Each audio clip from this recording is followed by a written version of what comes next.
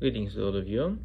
This video is primarily about the Antigone and about the problems that we discussed in class in connection with the Antigone.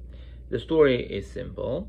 We have two brothers who kill each other on the battlefield. One defends the city, the other one attacks it. Both of them feel entitled to become the king of Thebes.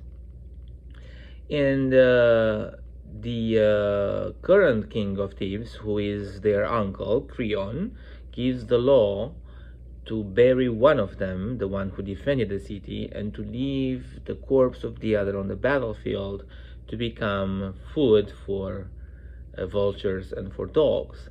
For the Greeks, this was the worst offense one could actually bring to anybody after the person is dead.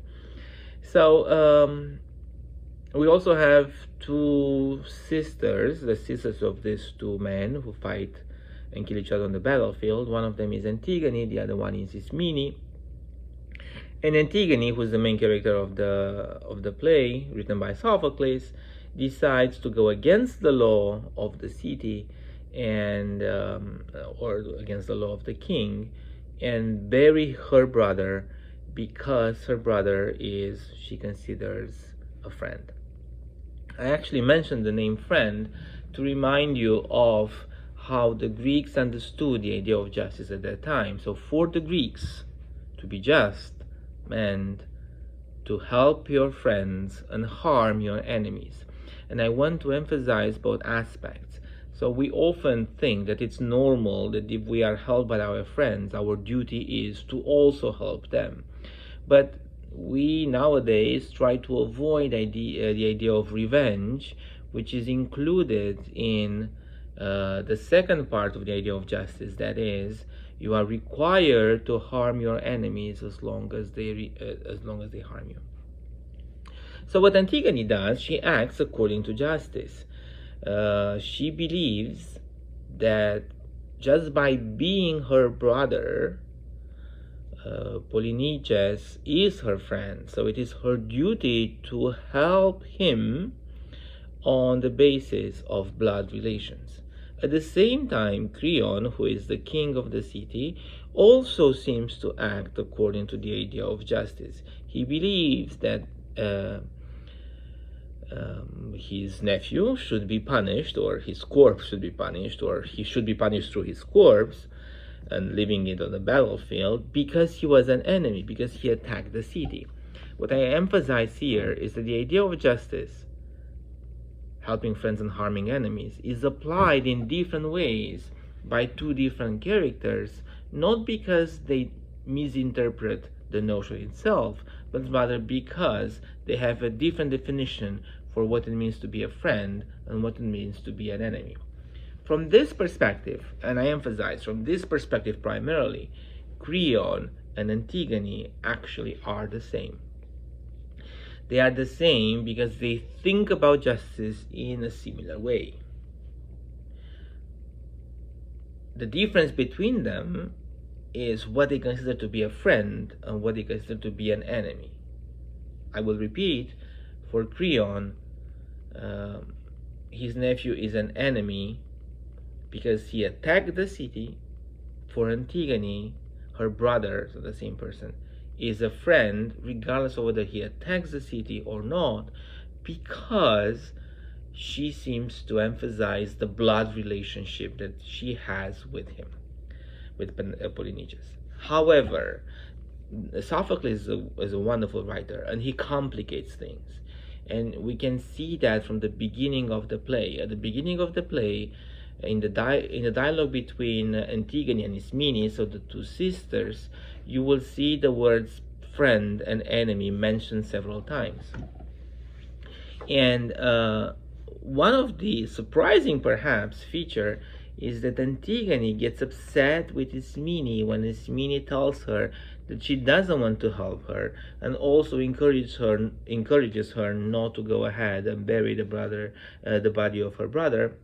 because she says we are women and we have to listen to men and we don't have the strength and so on. So she actually portrays the view about men and women that you had at the time. And there was another aspect about the play I want to mention in a moment, but before that, let me just emphasize that. So when Ismene disagrees with Antigone, Antigone claims, goes as far as saying, you are an enemy to me as long as you're not talking about it. So she changed, even if Antigone is Ismene's sister, and even if Antigone understands that Polynices is her friend primarily because of blood relations, now when Ismene disagrees with her, she goes to the point of using the word enemy in connection with her sister. I will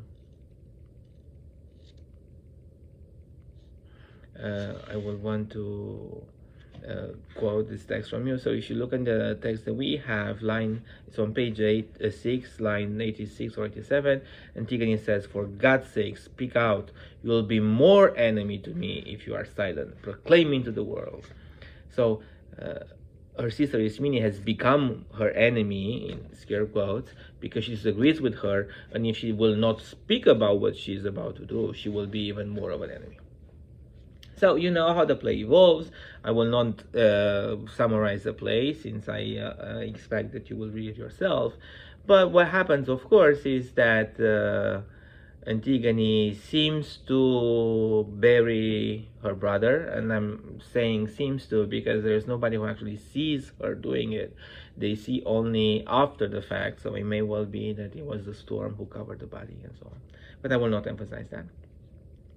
And there are two very interesting dialogues in the text. One of them is between Antigone and Creon, who seem to be two people who do not hear each other when they speak to each other. And the other one is between Creon and his son Hammon, which takes place around line 630 or so. Yes, 630. And I want to read a little bit from it. So that when Hammon comes towards his father, the chorus says, "Now here is Hammon, the last of your children. Is he goaded here by anguish for Antigone, who should have been his bride? Does he feel injured beyond measure, cheated out of marriage?" So we see the chorus, that is very worried about how Hammon comes towards his father. Hammon was supposed to get married with Antigone.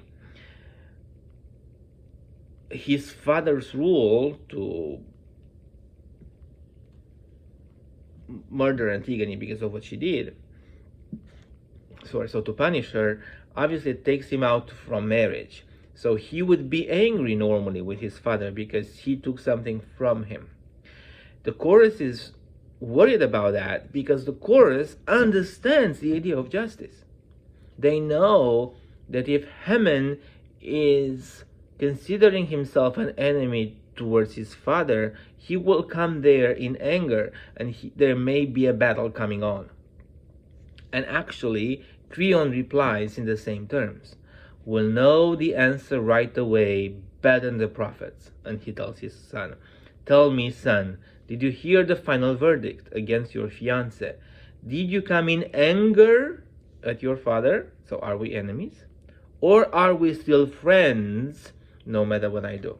If I were the director of the play, I think I would ask Creon to say these lines with his hand on the sword, because he needs to defend himself if his son comes there in anger.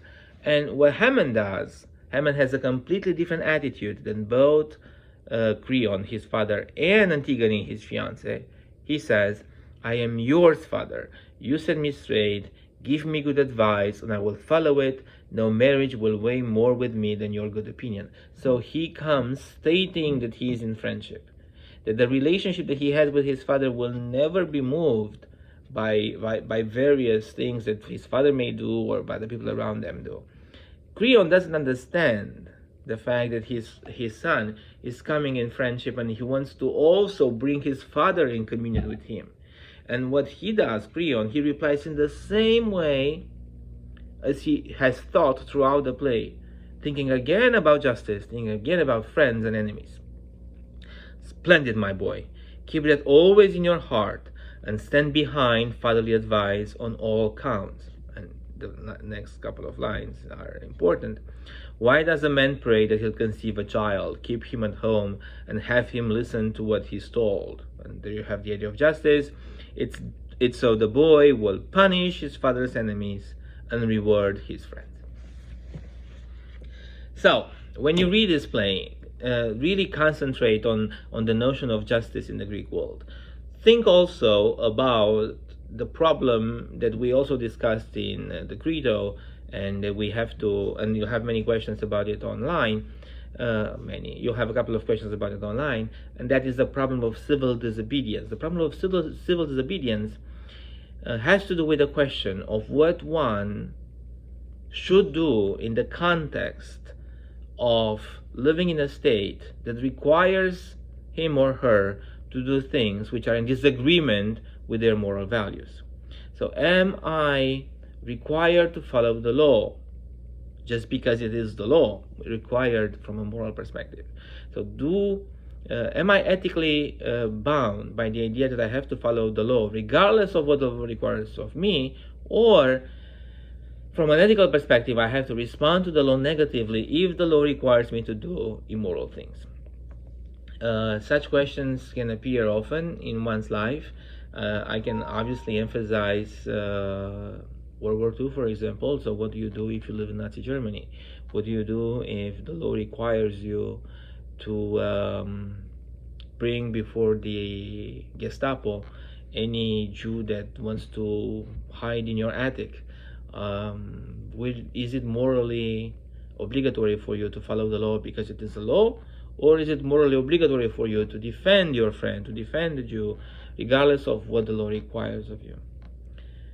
Anyway, you'll have an exercise on D12 about that, and we'll talk more about this in those discussions.